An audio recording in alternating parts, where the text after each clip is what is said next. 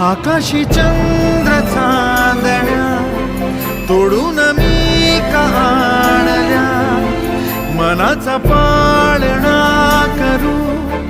बांधून घे जरा झुला, डोळ्यात तूच साजणी सुखाचा स्पर्श तू नामा, तुझ्या विना उरेन अर्थ जीवना,